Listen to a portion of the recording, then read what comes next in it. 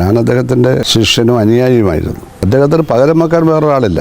പുന്നപ്രവേലാറിലെ പ്രവർത്തനം, അന്നുണ്ടായ ഒളിവ് ജീവിതം, അന്ന് ഒറ്റുകൊടുക്കപ്പെട്ട് പിടിക്കപ്പെട്ടപ്പോൾ ബയോണറ്റ് കൊണ്ട് കാലും തുടയുമെല്ലാം കുത്തിക്കീറിയ അനുഭവങ്ങൾ, ജയിലിലിട്ട് മർദ്ദിച്ചത്, മരിച്ചെന്ന് വിചാരിച്ച് വലിച്ചെറിഞ്ഞ് പോയി. പക്ഷേ അദ്ദേഹം അതിനെ അതിജീവിച്ചു. ഒരു സെൻട്രൽ ജയിൽ, പലതവണ സെൻട്രൽ ജയിലിൽ കിടന്നത്, ജീവിച്ചിരിക്കുമ്പോൾ തന്നെ ഒരു ഇതിഹാസമായി മാറിയ ഒരു വലിയ നേതാവ്. അത് ആലപ്പുഴക്കാരനാണെന്നുള്ളതാണ്.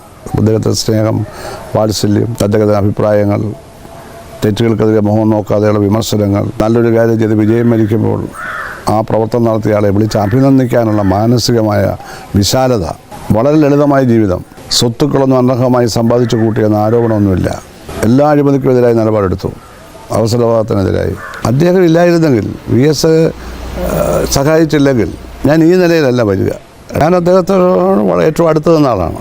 വിവാഹം നടത്തി തന്നത്, താലിമാല എടുത്തു തന്നത് 82 ഏപ്രിൽ 25 VS ആണ്, ഈ കാർമൻ ഓഡിറ്റോറിയം ആലപ്പുഴ.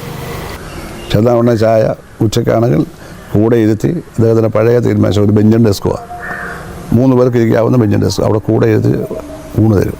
മാരായക്കുളം തോറ്റത് അപ്രതീക്ഷിതമാണ്. തോറ്റതല്ല, തോപ്പിച്ചാടാണ്, ഞങ്ങൾക്കെല്ലാം അറിയാം.